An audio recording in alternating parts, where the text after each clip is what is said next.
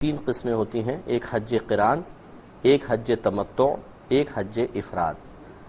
حج قران کرنے والے کو قارن کہتے ہیں، حج تمتع کرنے والا متمتع، اور حج افراد کرنے والا مفرد کہلاتا ہے۔ حج قران میں حج اور عمرے کا ایک ساتھ احرام پہنتے ہیں، یہیں سے آپ نیت کریں گے تو حج اور عمرے کی ایک ساتھ نیت کریں گے، جس کا نتیجہ یہ نکلے گا کہ جب آپ جا کے عمرہ کریں گے اس کے بعد مثلا 2 ذوالحجہ یا 3 ذوالحجہ کو آپ نے عمرہ کر لیا تو اب آپ احرام نہیں اتار سکتے، 8 ذوالحجہ تک اسی احرام میں رہنا ہوگا، پھر آپ مینا کی طرف روانہ ہو جائیں گے۔ اس میں سختی اس لحاظ سے ہے کہ عمرہ کرنے کے بعد اگر آپ کو 4-5 روز درمیان میں مل جاتے ہیں تو وہ مکمل طور پہ احرام کی پابندی میں ہی گزارنے ہوں گے۔ حج تمتع میں ایسا ہوتا ہے کہ آپ نے جا کے عمرہ کیا، پھر حلق وغیرہ کروا کر احرام کھول دیا، اب آپ نارمل کپڑوں میں 4-5-6 روز جتنے درمیان میں ہیں گزاریں گے، پھر 8 ذوالحجہ کو حج کا دوبارہ احرام پہنیں گے، یعنی دوسرا احرام پہنیں گے، عمرے کا ختم ہو چکا ہوتا ہے۔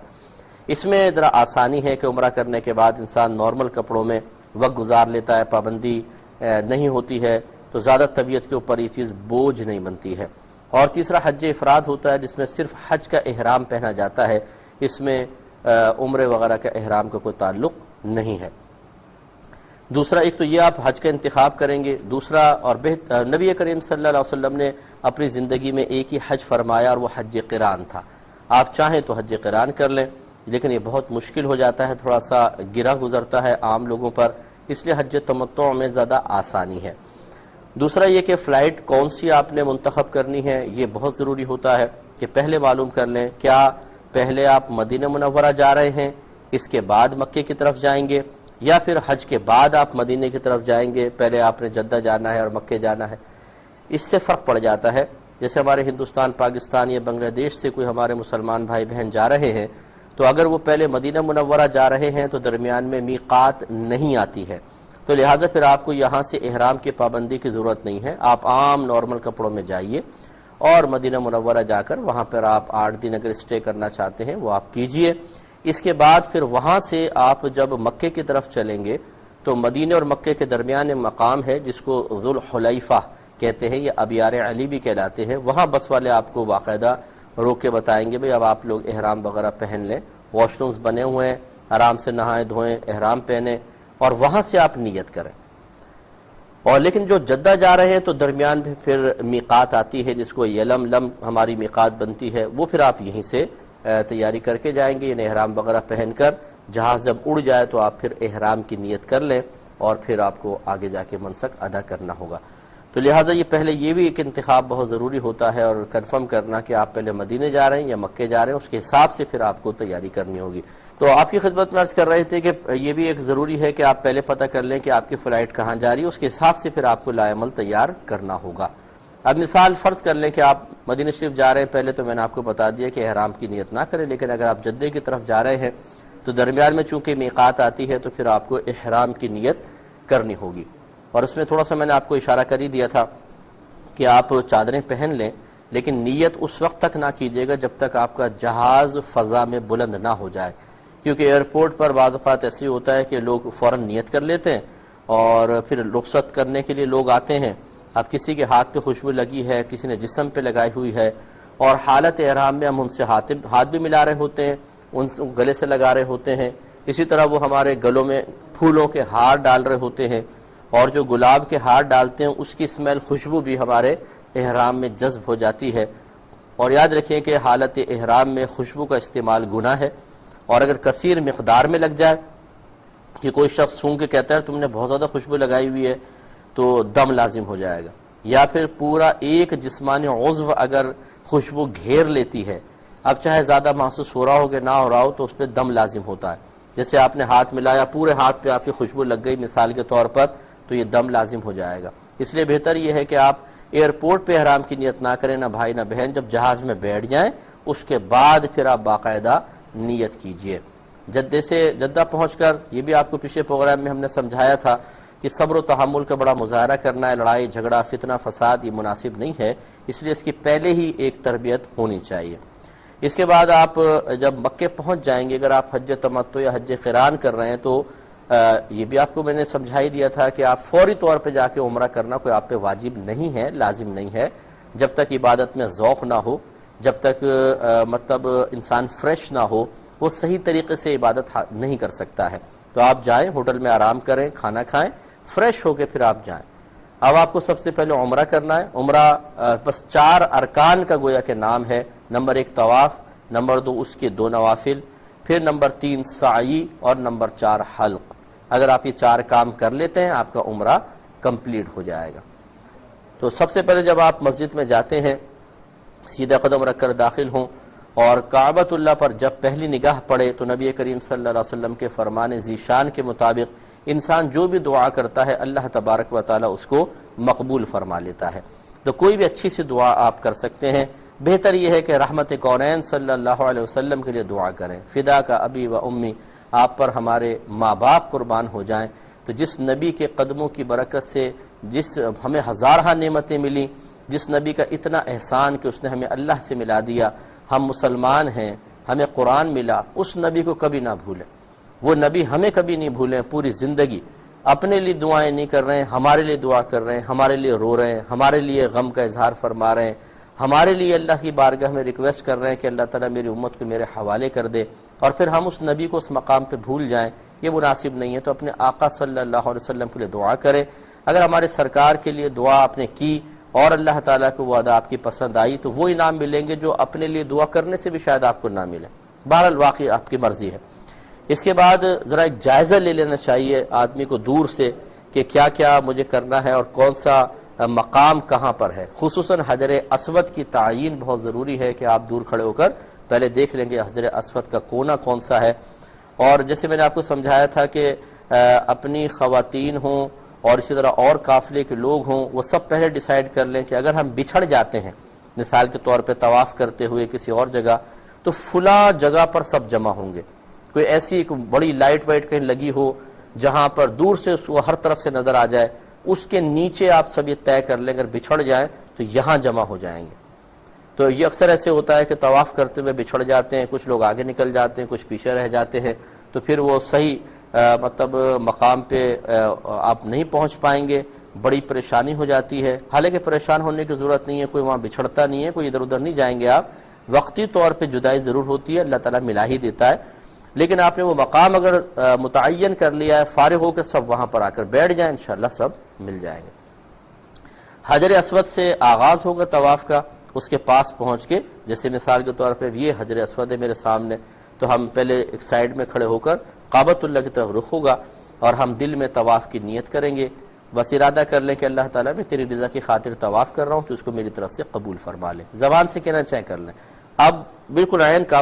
حجر اسود کے سامنے آ جائیں، پہلے تھوڑا سائیڈ میں تھے اب سامنے آ جائیں، اور پھر آپ وہاں پر استلام کریں۔ استلام کرنے کے بعد پھر اس طرح مڑ جائیں کہ آپ کے لیفٹ سائیڈ پہ کعبۃ اللہ ہو اور اینٹی کلاک وائز آپ کو طواف کرنا ہوگا۔ آغاز حجر اسود سے ہوگا، آپ استلام کریں گے۔ استلام کا مطلب یہ ہوتا ہے کہ یا تو حجر اسود کو بوسہ دینا اور یا پھر دور سے آپ اس طرح اشارہ کر کے اپنے ہاتھوں کو چوم لیں، یہ استلام کہلاتا ہے۔ بوسہ دینے کے بارے میں ذرا احتیاط ہی کر لیں، اس میں 2 بڑی خرابیاں ہوتی ہیں۔ ایک تو یہ کہ حجر اسود کو رش کے ٹائم میں آسانی سے بوسہ دینا ممکن نہیں، تو لازمی طور پہ آپ تکلیف اور ایذا دیے بغیر قریب نہیں ہو سکتے۔ اب اس میں ہوتا ہے کہ ایک دوسرے کو دھکے دے رہے ہیں، کسی کے منہ پہ کوہنی لگ رہی ہے، کسی کے ہاتھ لگ رہا ہے، اور ایک سنت آپ نے پوری کرنی ہے۔ یہ سنت ہے زیادہ سے زیادہ حجر اسود کو بوسہ دینا، کوئی فرض یا واجب نہیں، اور مسلمانوں کو تکلیف دینے سے بچنا فرض ہے۔ اب یہ انسان کی یہ کم علم اور جاہل قسم کے جو لوگ ہوتے ہیں جو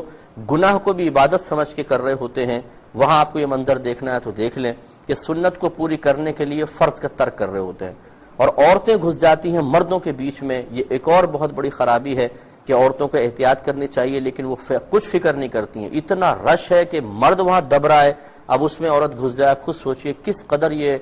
معیوب بات ہے، لیکن عورتیں کوئی پرواہ نہیں کرتی ہیں، وہ حجر اسود چومنا ہے۔ ارے بھائی حجر اسود کو چومنا زیادہ سے زیادہ سنت ہے، اور اپنی عزت و عفت کی حفاظت کرنا اور مردوں سے اختلاط سے حتی الامکان بچنے کی کوشش کرنا یہ عورت پر لازم ہے، لیکن کوئی پرواہ نہیں ہے۔ بے پرواہ قسم کی جاہل عورتیں، اور وہاں پہ وہ گھس جائیں گی اور پھر وہ چوم کے باہر آ گئی۔ بڑا کمال کی ہے جیسے آپ نے اتنے گناہ کرنے کے بعد۔ دوسری بات یہ ہے کہ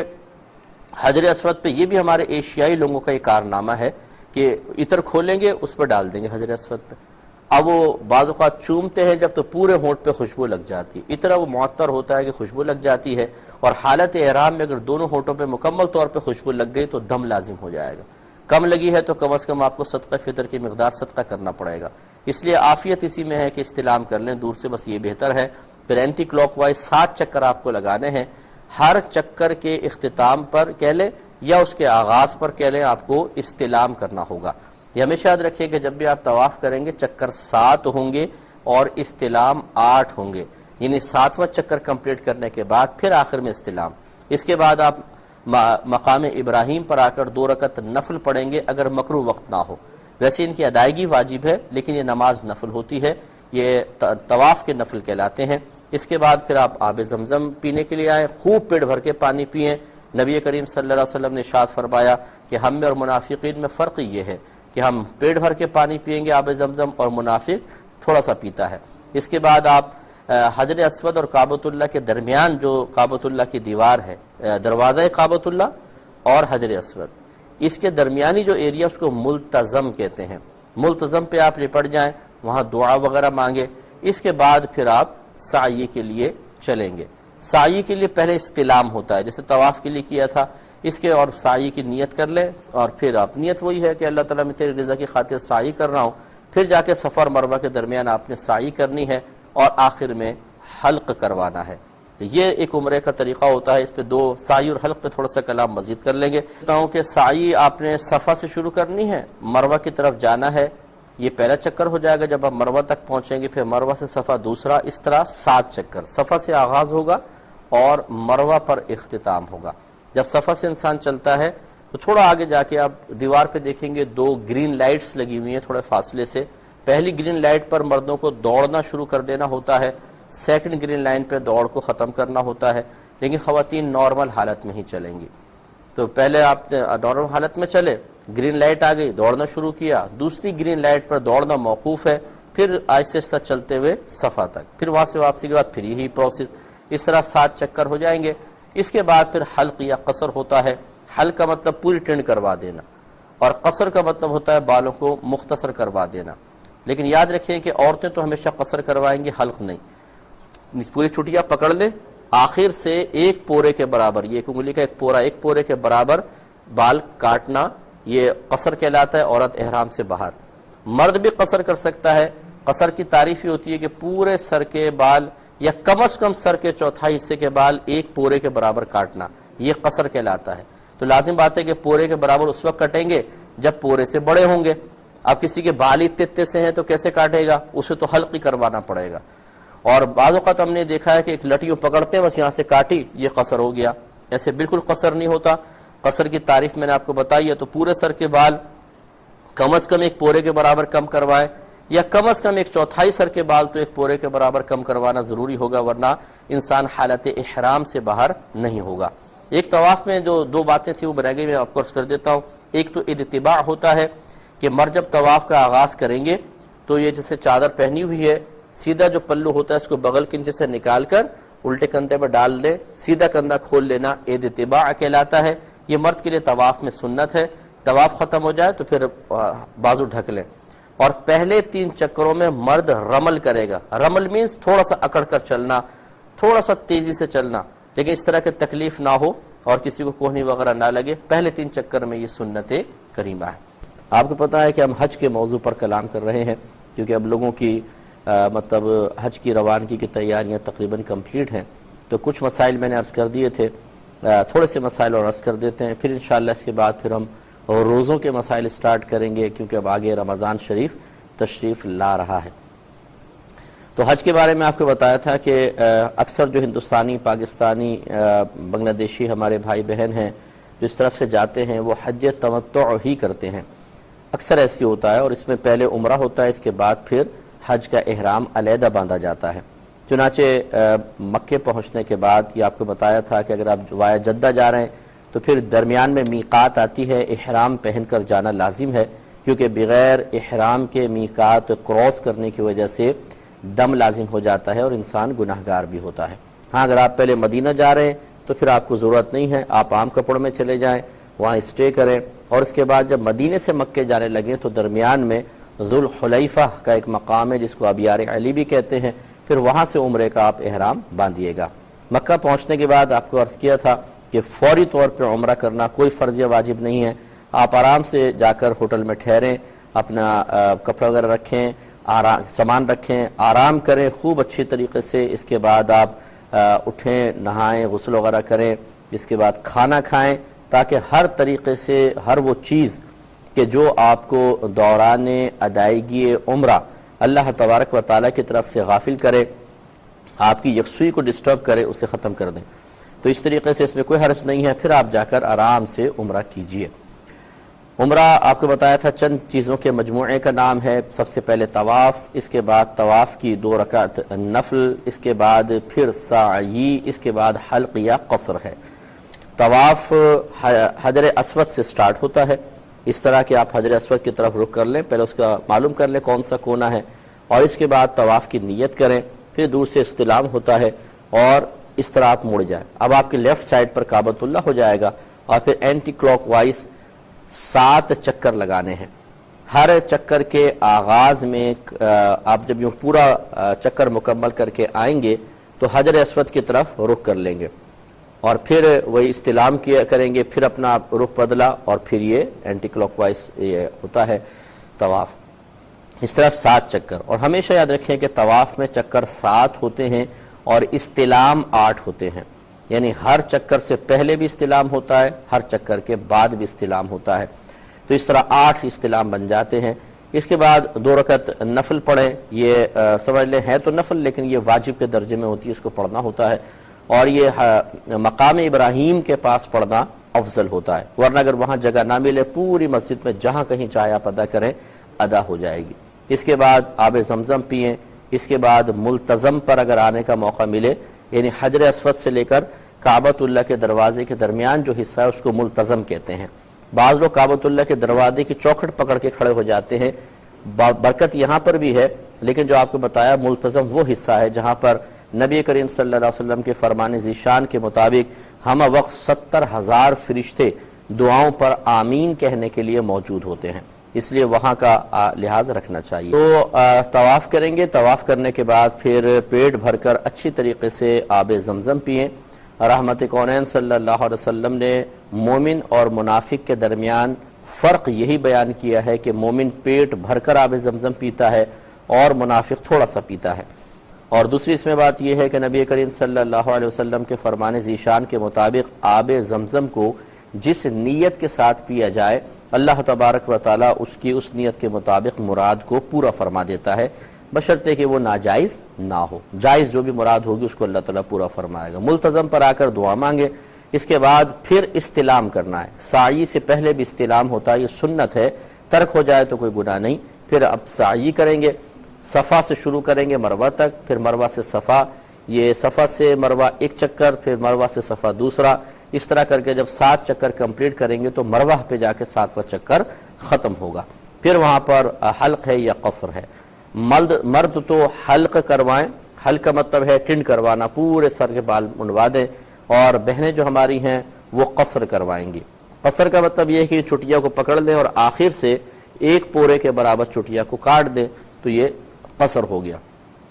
مرد قصر بھی کر سکتا ہے لیکن اس کے لیے ضروری ہے کہ اس کے سر کے بال کم از کم 1 پورے کے برابر ہوں، کیونکہ قصر کا مطلب ہی یہ ہے کہ پورے سر کے، یا پورے سر کے نہ کرنا چاہیں تو کم از کم سر کے 1/4 حصے کے بال 1 پورے کے برابر کٹنے چاہیے۔ یہ جو بعض لوگ جہالت کرتے ہیں کہ جی تھوڑی سی لٹ پکڑی اور یہ کاٹ لی، جی قصر ہو گیا، یاد رکھیں اس سے احرام کی پابندیوں سے باہر نہیں نکلتے ہیں، اور جب نہیں نکلیں گے آپ نے چادریں اتار دیں، سلے ہوئے کپڑے پہن لیے، خوشبو استعمال کرنا شروع کر دیں، بے احتیاطی سٹارٹ کر دی، سوچئے کہ کیا کتنے دم اور کس قدر خرابیاں لازم آئیں گی۔ اس لیے ہم بارہا یہ بات عرض کرتے ہیں کہ کسی بھی عبادت کے آغاز سے پہلے اس کے بارے میں ضروری علم دین سیکھنا ہم پر فرض ہے۔ اگر وہ عبادت جیسے اب نماز ہے وہ تو روزانہ ادا کرنی ہے، تو اس کی ادائیگی سے قبل سیکھ لینا چاہیے۔ اسی طرح حج ہے، اس کی ادائیگی سے قبل تمام مسائل، ضروری مسائل اچھی طریقے سے سیکھنا فرض ہیں، ورنہ شدید گناہگار ہوں گے اور یہ عذر نہیں چلے گا جی ہمیں تو پتہ نہیں تھا تو کیا کیوں نہیں. جب بچوں کی شادی کرتے ہیں تو سب چیزیں معلوم ہوتی ہیں, کیوں پتہ چل جاتا ہے؟ اس لیے کہ اس کی امپورٹنس ہے اپنی لائف میں. باقی اللہ تعالیٰ کی عبادات کی اتنی کوئی اہمیت ہماری شاید نگاہوں میں نہیں ہوتی, یا قوانین شرع کی اتنی ہمیں پرواہ نہیں ہوتی, تو اس پہ پھر ایسے جملے سننے کو ملتے ہیں. احتیاط کرنی چاہیے. پاس زمین موجود ہے اور کیش وغیرہ بالکل نہیں ہے, تو کیا حج کی فرضیت کے سلسلے میں اس زمین کا بھی اعتبار ہوگا؟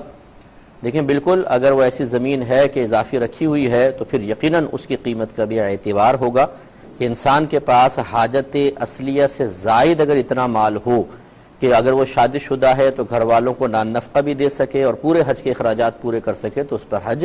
فرض ہے. تو اگر یہ زمین حاجت اصلیہ سے زائد پڑی ہوئی ہے, اضافی پڑی ہوئی ہے, یہ ضرورت میں نہیں ہے, تو پھر یقینی سی بات ہے کہ اس کا بھی اعتبار کیا جائے گا.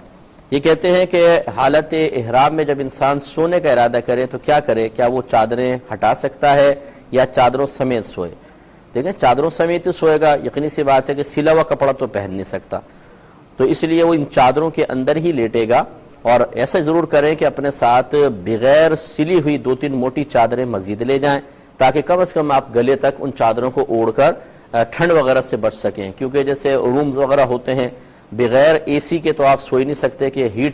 ہاٹنس بہت زیادہ ہوتی ہے. اور جب آپ اے سی چلاتے ہیں تو ہر قسم کے روم میں افراد ہوتے ہیں جو چاہتے ہیں کہ تیز اے سی چلے, اور اس میں پھر سردی لگتی ہے. اگر صرف آپ 2 احرام کی چادروں میں ہی سوئیں گے تو بہت زیادہ سردی لگے گی, تو پھر اضافی 1-2 بے سیلی چادریں ساتھ رکھنی ہوں گی. لیکن کوشش کریں کہ اس طرح سوئیں کہ چہرے کے اوپر نہ آئے وہ چادر, بس گلے تک آئے. کیونکہ پاؤں ڈھک جائے تو کوئی مسئلہ نہیں اس چادر سے, لیکن اگر چہرہ ڈھکے گا تو اس میں پھر صدقات وغیرہ, اور اگر پورے 12 گھنٹے تک کوئی بالفرض سوتا رہا تو اس پہ دم بھی لازم ہو سکتا ہے, بشرطے کہ چہرہ مکمل ڈھکا ہو. اس لیے تھوڑا سا اس میں مطلب چہرے پر لیتے ہوئے احتیاط کرے, گلے تک چادر ہونی چاہیے. کوئی رمضان کے بعد شوال کے مہینے میں یا ذی قعدہ کے مہینے میں عمرہ کر لے تو اس پہ حج فرض ہو جاتا ہے؟ دیکھیں یہ ایسا کوئی بات نہیں ہے, کیونکہ اللہ تبارک و تعالی نے قرآن عظیم میں واضح طور پہ حج کی فرضیت کو استطاعت کے ساتھ مقید کیا ہے. یعنی ان لوگوں پر حج فرض ہے جو راستے کی استطاعت رکھتے ہوں, یعنی زیادہ راہ ہو, خرچہ وغیرہ ہو, تندرست ہوں, اور کوئی دیگر آزار نہ ہو, جیسے میں نے شرائط آپ کی خدمت میں عرض کی تھی. اب ایک آدمی شوال کے میں عمرہ کرے مثال کے طور پر, اور اس کے بعد پیسے نہیں ہیں بیچارے کے پاس, زیادہ راہی نہیں ہے, اور ہم اس پہ حج کی فرضیت کا حکم دے دیں صرف اس وجہ سے, تو پھر یقینی سی بات ہے کہ وہ حج کر نہیں سکے. اگر بالفرض غریب آدمی ہے تو اس کا مطلب ہے کہ وہ گناہگار ہوا, تو اس سے حج کی فرضیت کا کوئی تعلق نہیں ہے عمرے کی ادائیگی سے. مال و متاع, زیادہ راہ کا خرچ وغیرہ ہو, اس کے علاوہ صحت وغیرہ ہو, جیسے وہ تمام چیزیں دیکھی جائیں گی. آپ نے بھی بتایا کہ جب کوئی عمرہ کرے تو مسجد میں طواف کے بعد پھر آب زمزم پیٹ بھر کر پیے, کہ نبی کریم صلی اللہ علیہ وسلم نے اس کو مومن کی علامت قرار دیا, اور تھوڑا بہت پینے والے کو کہا کہ یہ منافق اس طرح کرے گا. اب یہ کہتے ہیں کسی کو پیشاب کی پرابلم ہے, اگر وہ زیادہ آب زمزم پیتا ہے تو فوری طور پہ پیشاب کے مسائل اس کو سٹارٹ ہو جاتے ہیں. تو کیا ایسی صورت میں یہ ہو سکتا ہے کہ وہ مسجد میں تھوڑا سا پانی پیے اور ہوٹل میں آ کر زیادہ پی لے, کیونکہ چلو واش روم وغیرہ جانا اس کے لیے آسان ہے؟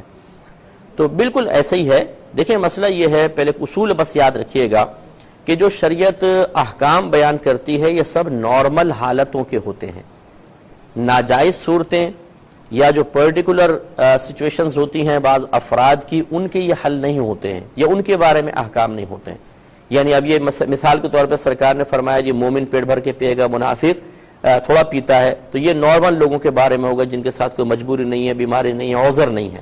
لہٰذا معلوم ہوا کہ اس حدیث سے عذر والوں کے لیے مسئلہ تو نکالا جا ہی نہیں سکتا, کیونکہ یہ حدیث ان کے لیے تو ہے ہی نہیں, یہ نارمل حالت والوں کے لیے ہے. لہٰذا ان کے لیے علیحدہ مسئلہ ہوگا, اور ان کے لیے وہی ہے کہ لا یکلف اللہ نفسا الا وسعها, اللہ تبارک و تعالیٰ کسی جان کو اس کی ہمت سے زیادہ آزمائش میں مبتلا کرتا ہی نہیں ہے. لہٰذا آپ اگر کوئی شخص ایسا ہے بیچارہ کہ وہاں نہیں پی سکتا, کوئی بات نہیں, کیونکہ اس کے ساتھ شرعی عذر ہے, وہ نفاق کی وجہ سے کم نہیں پی رہا بلکہ شرعی عذر کی وجہ سے ہے. اپنے گھر پر کمرے وغیرہ میں آ کر پھر وہ پیٹ بھر کے پانی پی لے تو اس کے لیے بالکل اس کی گنجائش نکلتی ہے. اسود پر جیسے میں نے بتایا تھا کہ بعض اوقات لوگ خوشبو ڈال دیتے ہیں, اب وہ قریب پہنچ گیا, موقع ملا ہے اس کو, تو وہ بوسہ دے یا نہ دے؟ دیکھیں یہی وقت امتحان ہوتا ہے، ہم نے آپ کو سمجھایا کہ اس پہ خوشبو ڈالتے ہیں لوگ، اگر آپ کے پورے ہونٹ خوشبو میں بھر گئے، آپ ذرا قریب ہو کر ہی دیکھ لیں مہک آ رہی ہے بہت زیادہ، تو پھر اس کو بوسہ دینا گناہ ہوگا، یاد رکھیں، کیونکہ حالت احرام میں ایسے کوئی مطلب معاملہ جان بوجھ کر کرنا جس پہ کفارہ لازم آئے وہ گناہ ہوتا ہے، تو اس لیے تھوڑی سی احتیاط کر لیں، اور اگر ایسا نظر نہیں آتا، ہو سکتا ہے کہ صفائی وغیرہ کر دی ہو، تو پھر بالکل بوسہ دے سکتے ہیں۔ اعوذ باللہ من الشیطان الرجیم، بسم اللہ الرحمن الرحیم۔ خواتین و حضرات، السلام علیکم ورحمۃ اللہ وبرکاتہ، مغفرت۔ پروگرام احکام شریعت اور حج سے متعلقہ مسائل کے ساتھ ایک دفعہ پھر آپ کے سامنے موجود ہے۔ پچھلے پروگرام میں عمرے کا طریقہ مختصراً عرض کیا تھا، اور چونکہ وقت کی قلت ہوتی ہے، آپ کو پتہ ہے کہ شروع میں تھوڑے سے مسائل ہوتے ہیں اور اس کے بعد پھر کالز کا سلسلہ، پھر ان کے جوابات، اور وہ بہت تیزی کے ساتھ ہمیں کور کرنے ہوتے ہیں، اس لیے تھوڑا تھوڑا میں ذکر کرتا ہوں کہ چلیں کچھ نہ ہونے سے ہونا بہتر ہے، اور اس میں خاص باتیں ایسی بیان ہو جائیں کہ جن سے لوگوں کو جو جانا چاہتے ہیں یا جو آپ کے ریلیٹیوز جانا چاہتے ہیں انہیں آسانی ہو جائے، یعنی جو براہ راست سنیں وہ آسانی محسوس کرے، یا جو نہیں جا رہا وہ سن کر دوسروں کو بتا کر آسانی کا سامان پیدا کر دے، تو انشاءاللہ اس کے لیے بھی ثواب جاریہ ہوگا۔ حج تمتع کا بیان چل رہا تھا۔ عمرہ کرنے کے بعد عموماً ایسا ہوتا ہے کہ آپ 2 ذوالحجہ 3 ذوالحجہ کو پہنچے، عمرہ کر لیا، اب فارغ ہیں، یعنی عام کپڑے پہن لیے، اور اب 8 ذوالحجہ کا انتظار ہوتا ہے، کیونکہ اب حج کا احرام 8 کو باندھنا ہوگا اور مینا کی طرف روانگی ہوگی۔ تو اس کے دوران اب یہ 2 ذوالحجہ 3 ذوالحجہ ہے، 8 تک 4-5 روز آپ کے پاس ہیں، کیا اس میں اور عمرے کر سکتے ہیں کہ نہیں کر سکتے؟ اس میں علماء کا اختلاف ہے کہ کریں یا نہ کریں۔ جو کہتے ہیں کہ کر سکتے ہیں وہ کہتے ہیں چونکہ آپ باہر سے آئے ہیں، آپ جائیں مسجد عائشہ احرام پہن کر آ جائیں، کوئی حرج نہیں ہے، لیکن کچھ یہ کہتے ہیں کہ چونکہ جب آپ مکے میں داخل ہو جاتے ہیں تو حکماً مکی ہو جاتے ہیں، یعنی مکی وہ ہوتا ہے جو مکے کا رہنے والا ہو، اور مکی کے لیے یہ ناجائز ہوتا ہے کہ وہ باہر جا کر واپس آئے اور حج تمتع یا حج قران وغیرہ وہ کرے، ان کے لیے حج افراد ہوتا ہے۔ تو یوں اس میں اختلاف ہوا، لیکن صحیح مسئلہ یہ ہے کہ وہ کرنا چاہے تو کر سکتا ہے، اور نہ کرنا جب اختلاف ہوتا ہے تو اس سے بچنا بہتر ہوتا ہے۔ تو نفلی طواف کثرت کے ساتھ آپ کر سکتے ہیں۔ نفلی طواف کے لیے احرام ضروری نہیں ہوتا، آپ عام نارمل کپڑوں میں جائیں اور اسی طریقے سے جو طواف کا طریقہ ہے وہ کریں، اور اس میں سعی وغیرہ نہیں ہوگی، صرف آپ طواف کریں اور اس کے بعد 2 رکعت نفل طواف کی پڑھ لیں، لیکن ہوں گے وہی 7 چکر 8 استلام کے ساتھ۔ یہ ہو سکتا ہے کہ یہ یاد رکھیں جب آپ مکے میں ہیں تو نفلی عبادات میں سب سے افضل ترین طواف کعبہ ہے، تو اس لیے کوشش یہ کریں کہ ایک طواف نبی کریم صلی اللہ علیہ وسلم کی ایصال ثواب کے لیے کر لیں، والدین کے لیے کر لیں، دوست احباب کے لیے کر لیں، یعنی جو جتنا آپ کے پاس ٹائم اور ہمت ہو کثرت سے آپ نفلی طواف کر کے اور اپنے مرحومین وغیرہ کو ایصال ثواب کر سکتے ہیں۔ جب 8 ذوالحجہ آ جائے، اب ہوتا عموماً یہ ہے کہ جو ہمارے یہاں سے جاتے ہیں انہیں عزیزیہ ایک علاقہ ہے جو مدینے کے بالکل کارنر پر آپ کے، مکے کے کارنر پر آپ کہہ لیں، یعنی ایک کنارے پر ہے اور مینا سے بہت ہی قریب ہے، تو وہاں عموماً رہائش رکھوا دی جاتی ہے تاکہ مینا کی طرف جانا اور وہاں سے واپس آنا آسان ہو جائے۔ اس لیے اور پھر ان دنوں کے اندر حج کے جب یہ 8 ذوالحجہ کے قریب وقت آتا ہے تو حرم میں رش بہت ہی زیادہ ہو جاتا ہے، یعنی مسجد الحرام میں۔ تو اب یہ بتانے کا مقصد یہ ہے کہ سنت کریمہ تو یہ ہے کہ 8 ذوالحجہ کو احرام مسجد حرام سے باندھا جائے، یعنی وہاں جیسے باتھ روم وغیرہ ہیں، آپ جائیں نہائیں دھوئیں احرام پہنیں اور 2 رکعت احرام کے نوافل مسجد حرام میں ادا کریں، یہ افضل ترین ہے۔ اور اسی طرح صلاۃ فجر جو ہے وہ حرم میں پڑھنا 8 ذوالحجہ کو افضل ہوتا ہے، لیکن جو عزیزیہ گیا ہوا ہے دور علاقے میں ہے تو وہاں سے اس کے لیے حرم تک آنا اور پھر واپس جانا یہ بہت ہی دشوار ہو جاتا ہے۔ تو جو اکیلے جا رہے ہیں وہ اس سنت پر عمل کر سکتے ہیں کہ جن کو کوئی ایسی پابندی نہیں ہے۔ جو معلمین کے تابع ہوتے ہیں انہیں دقت ہوتی ہے کہ ان کی بسیں آتی ہیں، اگر آپ پیچھے رہ گئے بس نکل جائے گی، پھر مینا میں جہاں خیمے وغیرہ میں قیام ہے وہ بعض اوقات نہیں مل پاتا تو بہت زیادہ پرابلم ہوتی ہے۔ تو اگر ممکن ہو سکے تو یہ طریقہ کر لیں، بہت ہی بیسٹ ہے کہ آپ مسجد حرام سے 8 ذوالحجہ کو احرام پہنیں۔ اس کے بعد کچھ عمل کرنا ہے وہ میں عرض کرتا ہوں تو آپ کی خدمت میں عرض کر رہے تھے کہ اگر آپ مسجد حرام سے 8 ذوالحجہ کو حج کا احرام باندھیں تو یہی افضل ہے، اور نوافل وغیرہ پڑھ دیں وہیں پر ہی احرام کے، اور فجر جو ہے وہ مسجد حرام میں پڑھنا افضل ہوتا ہے بشرطے کے لیے آپ کے لیے آسانی ہو۔ اب اگر آپ مثال کے طور پہ مسجد حرام میں ہیں تو حج کا احرام پہننے کے بعد ایک نفلی طواف کریں، اور نفلی طواف کرنے کے بعد پھر آپ سعی کریں حج کی سعی کی نیت سے، یعنی طواف الزیارہ جو آپ لاسٹ میں کریں گے 10 ذوالحجہ کو، اس کے بعد طواف الزیارہ کے بعد سعی ہوتی ہے، لیکن اس ٹائم رش بہت ہی زیادہ ہوتا ہے، کیونکہ 10 ذوالحجہ کو تقریباً تمام حاجی چاہتے ہیں، زیادہ تر یعنی ایسے ہی ہوتا ہے کہ آ کے وہ چاہتے ہیں کہ وہ چلیں طواف الزیارہ کریں، سعی کریں اور احرام کی پابندی سے باہر آئیں، تو اس وقت رش اتنا شدید ہوتا ہے جس کی کوئی انتہا نہیں، لہٰذا بہت بہتر ہے کہ آپ ایک نفلی طواف حج کا احرام پہننے کے بعد ایک نفلی طواف کریں اور پھر سعی حج کی نیت سے کر لیں۔ فائدہ یہ ہوگا کہ جب 10 ذوالحجہ کو آپ حرم آ کر آپ طواف الزیارہ کر رہے ہوں گے، جو حج کا رکن ہے، ایک تو وقوف عرفہ ہے، ایک سمجھ لیں فرض، اور ایک طواف الزیارہ ہے، اس کے بعد پھر آپ کو سعی نہیں کرنی پڑے گی، آپ کے لیے آسانی ہو جائے گی۔ اس لیے 8 ذوالحجہ کو حج کا احرام پہننے کے بعد ایک نفلی طواف کریں اور اس کے بعد حج کی نیت سے سعی کر لیں تو 10 ذوالحجہ کو کرنے کی حاجت نہیں رہے گی۔ احرام پہن لیا آپ نے، فجر مسجد حرام میں پڑھی، اور اگر آپ کو موقع نہیں ملا تو پھر اپنے جہاں پر بھی آپ ہیں وہاں پر آپ نے فجر گھر میں وغیرہ پڑھ لی، یا جو قریب مسجد ہے اس میں آپ نے پڑھ لی بالفرض۔ اب آپ مینا جائیں گے، مینا میں 5 نمازیں ادا کرنی ہوں گی۔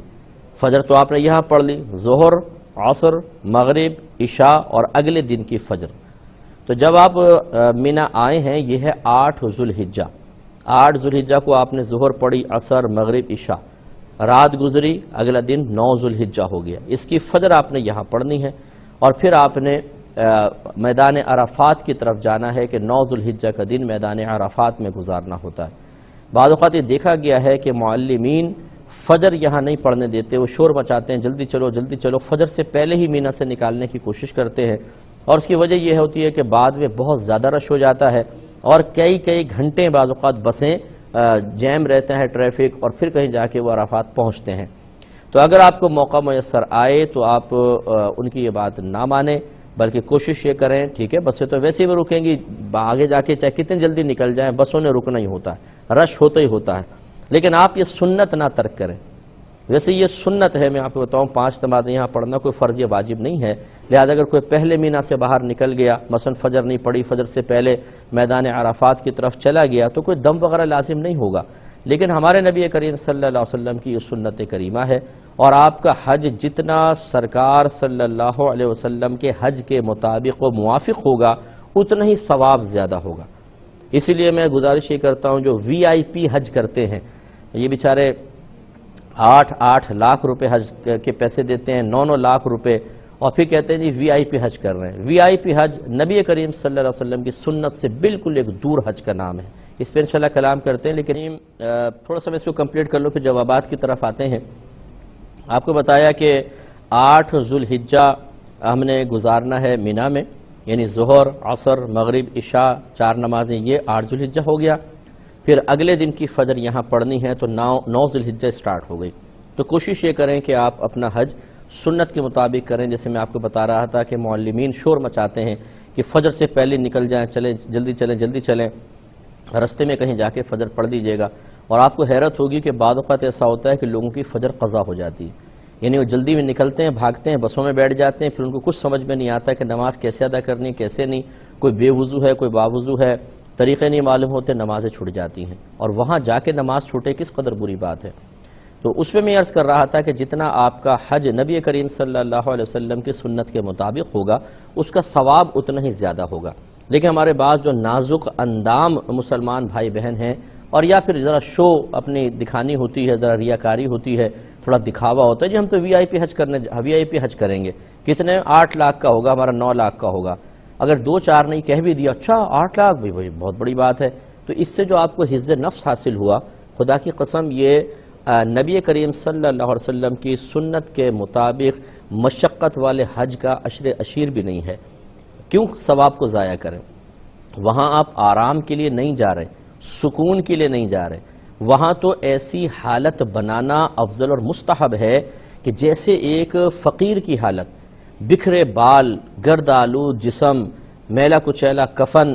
مطلب کفن کی طرح ہی ہوتی ہیں 2 چادریں، اور انتہائی پسینے میں جسم بھرا ہوا ہے سمجھ لیں، اور پھر اللہ کی بارگاہ میں انسان رو رو کے ہاتھ اٹھا کر مغفرت کا سوال کر رہا ہو، تو یہ ظاہری حالت ایسی ہوتی ہے، اگرچہ اللہ تبارک و تعالی کسی بھی چیز کا اثر قبول نہیں کرتا ہے، کیونکہ اگر اثر قبول کرے اور اس کے جواب میں اللہ تبارک و تعالی کچھ کرے گا تو کم از کم اس فعل کے سلسلے میں اللہ تبارک و تعالی اس اثر کا محتاج ہوا، اور ایسا نہیں ہے، یا اس اثر نے اللہ تعالیٰ کو مجبور کر دیا کسی فعل پر، اور اللہ تعالیٰ نہ محتاج ہے نہ مجبور ہوتا ہے، لہذا اللہ تعالیٰ کوئی مطلب اس کی فیلنگز نہیں ہے، وہ کسی شے کا اثر قبول نہیں کرتا ہے، لیکن اس کا ارادہ ازلی یہ ہے کہ جو اس قسم کی حالت کرتا ہے، اپناتا ہے، اظہار تذلل کے لیے، اپنی عاجزی کے لیے، انکساری کے لیے فقیری رویہ اختیار کرتا ہے، تو اللہ کا ارادہ ازلی یہ ہے کہ اسے انعام سے نوازا جائے گا۔ اس لیے ہونا یہ چاہیے۔ اب ہم کیا ہوتا کیا ہے، وی آئی پی حج ہے جی، بڑے ہوٹلوں میں ٹھہر رہے ہیں، اے سی لگا ہوا ہے، اور گاڑیاں لینڈ کروزر آپ کو لے کے جا رہی ہیں، لے کے آ رہی ہیں، پیدل چل نہیں رہے ہیں، نہ پسینہ آ رہا ہے، نہ گرمی ہے، نہ دھوپ ہے،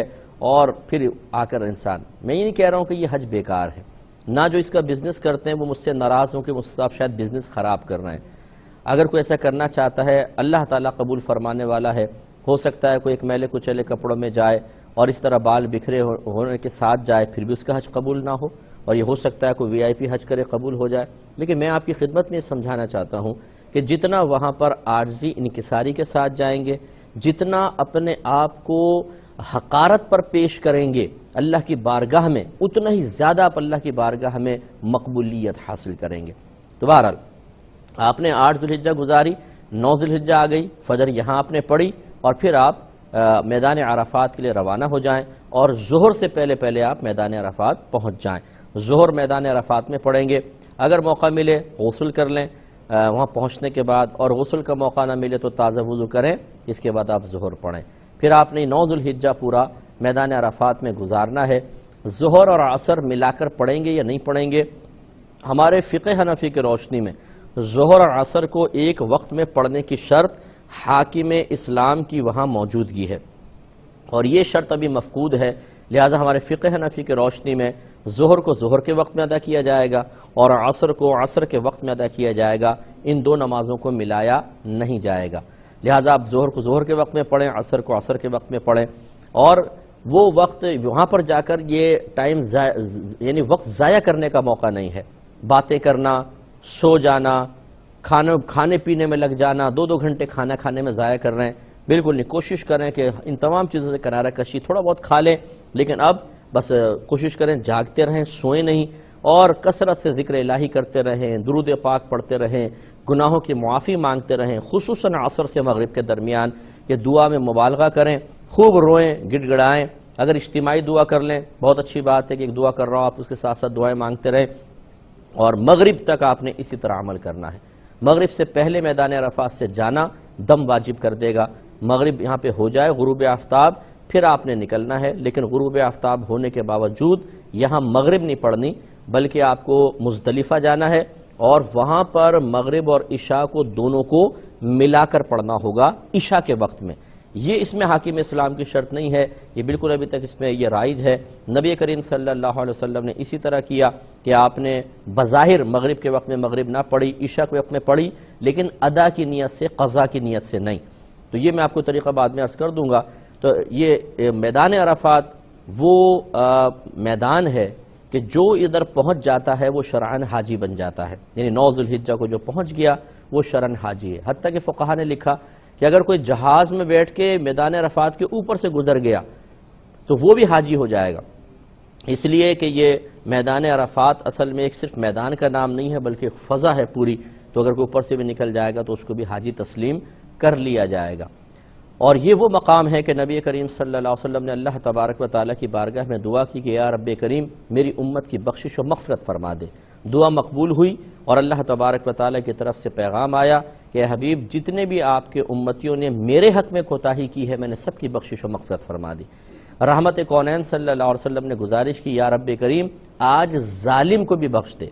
یعنی جس نے لوگوں کے حقوق میں کوتاہی کی ہو اس کو بھی بخش دے، لیکن اللہ تعالیٰ کی طرف سے مقبولیت کا پروانہ جاری نہ ہوا حتیٰ کہ سرکار مزدلفہ پہنچے۔ جب وہاں پہنچے پھر آپ نے دعا کا اعادہ کیا اور مسکرا دیے، تو شیخین کریمین یعنی حضرت ابوبکر و عمر رضی اللہ تعالی عنہما نے سرکار کو جب دیکھا تو پوچھا یا رسول اللہ کیوں تبسم فرما رہے ہیں؟ تو سرکار نے ارشاد فرمایا کہ جب میں نے میدان عرفات میں دعا کی تو وہاں مقبولیت نہ ہوئی، لیکن جب میں نے مزدلفہ آ کر یہ دعا کی تو اللہ تبارک و تعالی نے میری دعا کو قبول کیا، اور یہاں جو میرا امتی آ گیا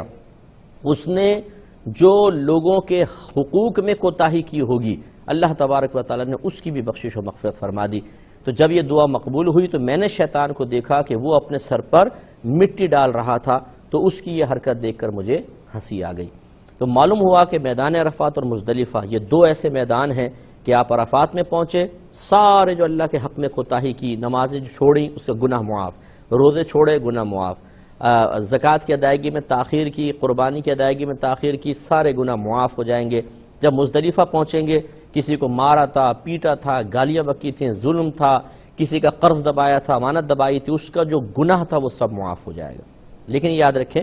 نمازوں کا گناہ معاف ہوگا، قضا ادا کرنی ہوگی، روزوں کا گناہ معاف ہوا، روزہ ادا کرنا ہوں گے، زکوٰۃ کی تاخیر کا گناہ معاف ہوگا، زکوٰۃ دینی ہوگی جو پچھلے سال کی باقی ہے۔ ایسے ہی جو لوگوں کے حقوق میں کوتاہی کی، امانت دبائی ہے، واپس کرنی ہوگی، گناہ معاف ہوا ہے، قرضہ دینا ہی ہوگا، قرض میں ادائیگی میں تاخیر کا گناہ معاف ہوگا۔ اگر آپ نے بیوی بچوں پر ظلم کیا ہے، ماں باپ کے ساتھ، دوست احباب کے ساتھ، معافی مانگنی ہوگی، اگرچہ اس کا گناہ معاف ہے، ورنہ میدان محشر میں اللہ تعالیٰ کھڑا کرے گا۔ اچھا، اب یہ آخری بات، بس پھر میں جوابات کی طرف آتا ہوں۔ کوئی بھائی بہن یہ سوچ سکتا ہے کہ اچھا اس کا مطلب ہے ساری زندگی کسی نے ظلم کیا، وہاں گیا بخشا گیا، تو اس کا مطلب ہے میدان محشر میں مظلوم کو کچھ بھی نہیں ملے گا؟ ایسا نہیں ہے، بلکہ مظلوم کو وہاں کھڑا کیا جائے گا میدان محشر میں، اور اس حاجی ظالم کو اگر اس کا حج مقبول ہو گیا تھا تو چونکہ گناہ تو معاف ہو گئے، اب ایسا نہیں ہے کہ اللہ تعالیٰ اس کو ڈائریکٹ جنت میں ڈال دے اور مظلوم بیچارہ دیکھتا رہ جائے، نہیں، اللہ تبارک و تعالیٰ کا قاعدہ قانون یہ ہے مظلوم کھڑا ہوگا، ظالم کو کھڑا کیا جائے گا، لیکن اللہ تعالیٰ اس مظلوم کو اس ظالم سے راضی کروا دے گا، جس کی کہ نظیر میں آپ کی خدمت میں عرض کرتا ہوں کہ ایک ظالم مظلوم دونوں سے کھڑے ہوں گے تو اللہ تعالیٰ اس ظالم کے نیک اعمال ظلم کے اعتبار سے نکال کر مظلوم کے نام اعمال میں ڈالے گا، لیکن ابھی بھی کوتاہی ختم نہیں ہوگی، تو مظلوم اللہ تعالیٰ پوچھے گا اب تو کیا چاہتا ہے؟ مظلوم کہے گا میری برائیاں نکال کے ظالم کے نام اعمال میں ڈال دی جائیں گی، تب بھی معاملہ برابر نہیں ہوگا، تو اللہ تعالیٰ اس مظلوم سے فرمائے گا کہ ذرا اوپر تو دیکھ، وہ دیکھے گا تو ایک محل نظر آئے گا، تو اللہ تعالیٰ وہ فوراً بے اختیار پوچھے گا اللہ تعالیٰ کس کے لیے ہے؟ تو اللہ تعالیٰ فرمائے گا جو اس کی قیمت دے دے اس کے لیے، تو عرض کرے گا یا رب کریم کون اس کی قیمت دے سکتا ہے؟ تو اللہ تعالیٰ فرمائے گا کہ تو اپنے مسلمان بھائی کا ہاتھ پکڑ اور اسے اپنے ساتھ جنت میں لے جا، اسے معاف کر دے، درگزر کر لے، یہی اس کی قیمت ہے، تو وہ فوراً اس کو معاف کرے گا اور یہ دونوں داخل جنت ہو جائیں گے۔ اب یہ ظالم کیسے داخل جنت ہوا؟ یہ اس طریقے سے کہ اس کے پہلے گناہ معاف تھے، یہ ایک قانونی کارروائی تھی جو ہوگی، ورنہ مظلوم شکایت کرے گا کہ یا رب کریم تو نے اس کو بخش دیا اور میرے ظلم کا حساب ہوگا، لیکن اس طرح کہ ظالم بھی پائے گا اور مظلوم بھی پائے گا۔ اس لیے میرے بہن بھائیوں اگر موقع ملے تو حج ضرور کریں، میدان عرفات، مزدلفہ، یہ دو جگہیں ایسی ہیں سب گناہ معاف اور بالکل گناہوں سے پاک و صاف انسان گھر واپس آئے گا۔